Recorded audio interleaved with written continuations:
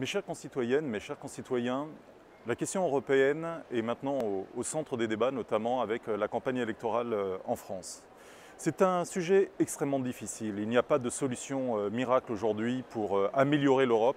Et si nous n'améliorons pas cette Europe, eh bien, elle risque pourtant d'exploser et nous mettre tous les pays européens en concurrence à faire toujours plus de dumping fiscal ou social pour essayer de s'en sortir par rapport à l'autre.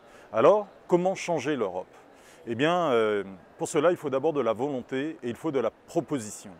Et il est clair que les peuples ne supportent plus aujourd'hui d'être éloignés des décisions qui sont prises en leur nom. Voilà pourquoi il est extrêmement important de créer enfin un Parlement de la zone euro, c'est-à-dire là où se prennent l'essentiel des décisions, notamment pour les Français en termes économiques.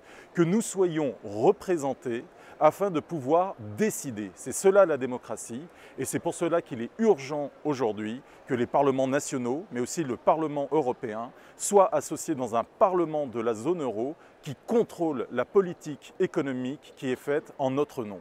Qu'enfin, nous sachions ce qui se passe d'abord, que nous puissions le contrôler et surtout que nous puissions décider. Que faisons-nous de nos dettes? Comment pouvons-nous construire un budget européen?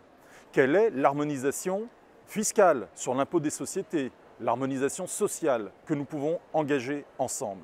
Ces propositions, Benoît Hamon les fait aujourd'hui. Il est le seul sans doute à avoir un projet cohérent pour l'Europe qui à la fois ne prône pas la sortie absurde, ni non plus de rester en l'état, car rester en l'état, c'est faire aussi mourir l'Europe. Voilà pourquoi ce projet est un projet ambitieux. Il est allé voir Mme Merkel, il est allé voir M. Schulz, le candidat socialiste en Allemagne, il est allé voir Pierre Moscovici, le commissaire européen, pour présenter ses propositions et aujourd'hui, elles intéressent.